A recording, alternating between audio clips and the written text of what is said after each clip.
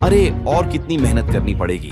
कुछ ऐसा जुगाड़ू आइडिया सोचना पड़ेगा कि शिकार मेरे पास खुद चलकर आए। भेड़िया बहुत ही शातिर धूर्त था। वह कोई ऐसा तरीका ढूंढ रहा था जिससे वह आसानी से शिकार ढूंढ सके। सुनो गधे भाई, क्या तुम इस लकड़ी के गट्ठे को उठा सकते हो? यह अनुमान से ज्यादा भारी है। ठीक है मगर नन्ही हिरण, ये सब करने की क्या जरूरत है? अच्छा हुआ जो मैं यहाँ आ गया। अब इन लकड़ियों को मेरे पीठ में डाल दो, मैं इन्हें छोड़ दूंगा। गदहा बहुत ही दयालु और समझदार था। वह हर किसी की मदद किया करता था। एक दिन भेड़िया बड़ी ध्यान से एक स्थान पर बैठकर सोच रहा था।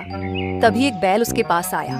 क्यों भाई भेड़िए, ऐसे क्यों बैठे हो? बाबा बनने की सोच रहे हो क्या? यहाँ से चुपचाप खिसक ले, अभी कुछ गहरी बात पर विचार कर रहा हूँ। मर फिर यहीं, मुझे क्या लेना देना। तभी उसके दिमाग में एक उपाय आया। अरे वाह, इस बैल ने सारी प्रॉब्लम सॉल्व कर दी। अब मैं कल से इस जंगल में बाबा बनकर आऊंगा। अगले दिन मैं अब शांति प्रिय भेड़िया बन चुका हूँ। इस संसार से मेरा मोह उठ गया है बालक। पहले मैं नादान था, बेवजह यहाँ वहां घूमता रहता था और किसी भी जानवर की हत्या करके उसे खा जाता था। अब मुझे दिव्य ज्ञान मिल चुका है। जाओ जंगल में ऐलान कर दो, ज्ञान बाबा इस जंगल में अपना आशीर्वाद देने आए हैं। हिरण भेड़िए की बातों में फंस चुका था। वह सभी जानवरों तक ये बात फैला देता है कि भेड़िया अब ज्ञानी बाबा बन चुका है। हिरण की बात सुन के सभी भेड़िए के पास पहुंचे। और मैंने सुना है कि तुम बाबा बन गए हो।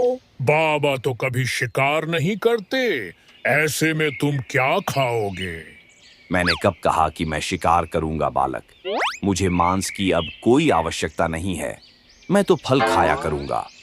तुमने बाबा बनने की शिक्षा कहाँ से ली? मैंने ध्यान किया बालक।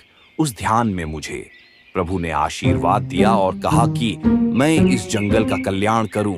तभी एक खरगोश वहां पहुंचा और बोला, बाबा जी, कोई चमत्कार कीजिए। मेरे बच्चे के पेट में बहुत दर्द हो रहा है, उसका इलाज कीजिए। तुम चिंता मत करो बालिके, मैं अभी एक मंत्र फूंकता हूँ और तुम्हारा बच्चा ठीक हो जाएगा। हिम क्ली हूँ फट स्वाहा। अब जाओ देखो कि ठीक हुआ कि नहीं। खरगोश अपने बच्चे को चेक करके आता है। बाबा जी की जय हो। अद्भुत बाबा जी, मेरा बच्चा बिल्कुल ठीक है। उसका दर्द छू मंत्र हो गया है। अब सभी भेड़िए की चाल में फंस चुके थे। उन सभी को विश्वास हो चुका था कि भेड़िया बाबा बनकर चमत्कार करता है। अब भेड़िए की रोज सेवा होने लगी। तरह तरह के भोजन पकवान लाए जाने लगे। भेड़िए का दिन अच्छे से कटने लगा। मगर एक दिन रोज खाने के लिए मिलता तो जरूर है, मगर आखिर ठहरा मैं मांसाहारी जानवर, ये घास फूस कब तक खाऊंगा? वहीं दूसरी तरफ गदहा कुछ सोच रहा था। ये चमत्कार है या आंखों का धोखा? कुछ समझ नहीं आ रहा है। भला एक मांसाहारी जानवर बाबा बनकर शाकाहारी भोजन कर रहा है और सही रास्ते पर चलने राह बता रहा है। जरूर दाल में कुछ काला है। एक दिन बच्चा जाओ और ऐलान करो कि बाबा सबसे कुछ जरूरी बात करने वाले हैं। भालू की बात सुन के सभी जानवर भेड़िया के पास पहुंचे। मेरी बात ध्यान से सुनो बच्चा। मैं जब ध्यान में था तभी मुझे एक सपना आया। इस जंगल में एक रहस्यमयी शैतान हमला करने वाला है। आप सभी चौकन्ना रहिए, मैं इसका निवारण ढूंढने की कोशिश करता हूँ। सभी जानवर सतर्क हो गए थे, मगर कोई न कोई जानवर एक हफ्ते बाद गायब होने लगे थे।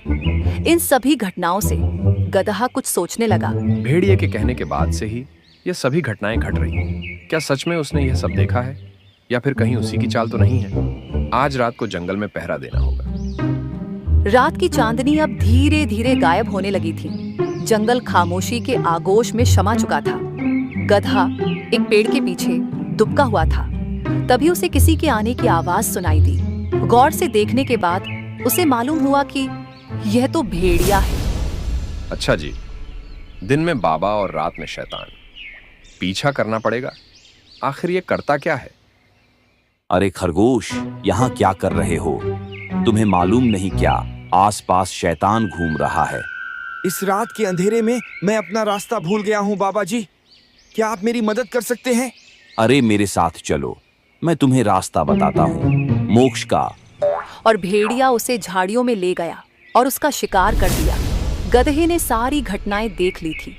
अगले दिन बाबा जी, मेरे पति अभी तक घर नहीं पहुँचे। अपनी दिव्य शक्तियों का इस्तेमाल करके पता लगाएं कि वे कहाँ हैं। इसमें ध्यान लगाने की कोई जरूरत नहीं है। मैं बताता हूँ कि तुम्हारा पति कहाँ है। तुम्हारे कहने का मतलब क्या मतलब है? ये जो बाबा बना फिरता है, यही असली शैतान है। यही जानवरों का शिकार करता है और सभी जानवरों को झूठ बोलता है। तुम्हारे पति का शिकार भी इसी ने किया है। तुम ये क्या कह रहे हो? तुम्हें मालूम नहीं है क्या? बाबा जी सिद्ध ज्ञानी हैं। मैं सच कह रहा हूँ। इसे खरगोश का शिकार करते मैंने अपनी आंखों से देखा है। अपनी ये बकवास बंद करो। बाबा जी ने अपनी सिद्ध से छुटकी में खरगोश के बच्चे का इलाज किया है और तुम कहते हो ये ढोंगी है। सारे जानवर गधे की बात पर जरा सा भी विश्वास नहीं कर रहे थे। गधे को भी समझ आ गया कि ऐसे में उसकी दाल नहीं गलने वाली। उसने तुरंत एक तरकीब निकाली। आप सब कह रहे हैं तो मैं मान लेता हूँ कि ये मेरी आंखों का भ्रम है। मुझसे बहुत बड़ा पाप हो गया। आप सभी मुझे एक बार प्रायश्चित का मौका दें। ठीक है बालक, बाबा तुमसे नाराज नहीं है। फिर भी तुम मेरी सेवा करना चाहते हो तो इसमें तुम्हारा ही कल्याण होगा। बाबा, आज आप मेरे यहाँ भोजन करेंगे। मैं समझूंगा कि मेरे पाप थोड़े कम हो गए हैं। ठीक है बालक, हम भोजन करने आएंगे। स्वादिष्ट पकवान तैयार करके रखना।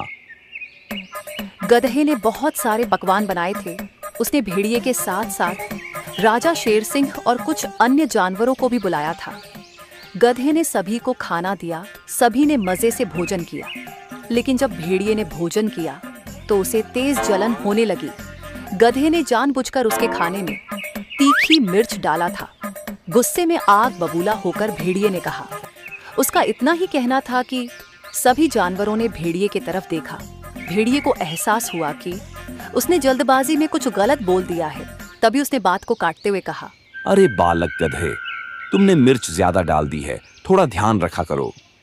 बाकी जानवर तो कुछ समझे नहीं, मगर शेर सिंह को भेड़िए के इस बर्ताव पर कुछ शक होने लगा।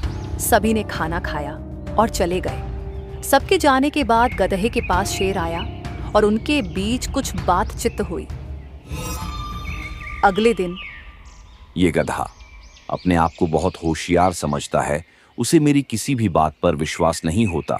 उसे रास्ते से हटाना ही होगा, वरना वो मेरा खेल बिगाड़ देगा। एक दिन भेड़िए ने गधे को हिरण से बात करते सुना। क्या हुआ हिरण भाई? परेशान नजर आ रहे हो।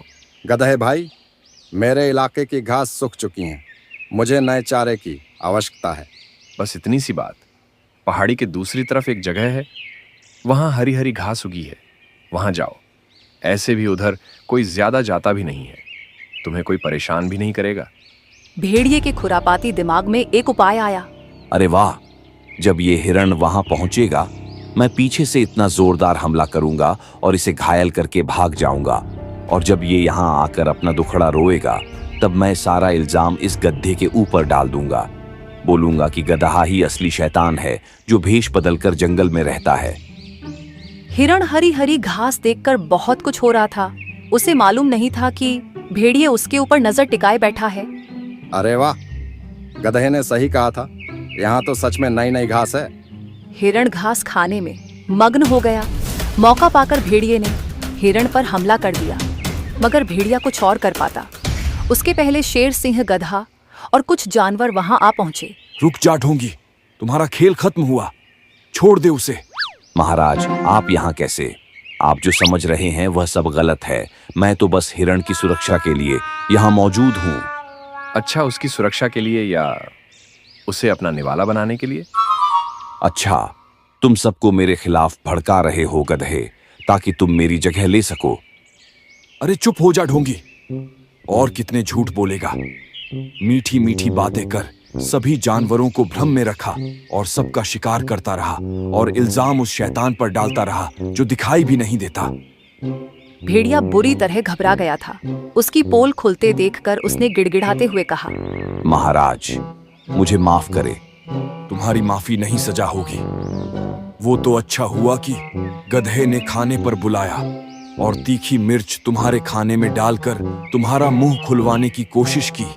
उसी समय मुझे तुम पर शक हुआ और मैंने गधे और हिरण के साथ मिलकर ये योजना बनाई। सैनिकों, इस भेड़िए को काल कोठरी में डाल दो। रुकिए महाराज, मुझे एक बात जाननी है कि इसने खरगोश के बच्चे का इलाज बैठ बैठे कैसे किया? मैंने खरगोश के बच्चे को एक जड़ी बूटी खिलाई थी जिससे पेट में गैस बनती है और थोड़ी देर तक दर्द होता है, मगर बाद में दर्द अपने आप कम हो जाता है। खरगोश जब आई तब दर्द था और जब तक वह दोबारा चेक करने पहुंची तब तक दर्द कम हो चुका था। गधे की योजना से भेड़िए की सच्चाई सामने आ गई थी। सभी जानवरों ने गधे से माफी मांगी और कसम खाई कि बिना जांच पड़ताल करे कभी भी किसी की मीठी बातों में नहीं आएंगे।